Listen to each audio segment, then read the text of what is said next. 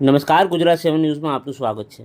અમદાવાદના ખોખરા વોર્ડમાં આવેલા સર્વોદય નગર ગુજરાત હાઉસિંગ બોર્ડના ગેટ નંબર 1 પાસે અગાઉ મોટી ગટર લાઇનનું સમારકામ કરવામાં આવ્યું હતું। ત્યારબાદ તંત્ર દ્વારા યોગ્ય પૂરણ કરવામાં ન આવતા તે સ્થળે મોટો ખાડો પડ્યો હતો। ભૂવો પડવાના કારણે ફોર વ્હીલર ગાડી ત્યાં ફસાઈ હતી। તંત્રની બેદરકારીના કારણે ફોર વ્હીલર ગાડીના માલિકે મોટો ખર્ચો કરી ખાનગી ક્રેન ગાડી બોલાવવાની ફરજ પડી હતી અને ફસાયેલ ફોર વ્હીલર ગાડી કઢાવી હતી।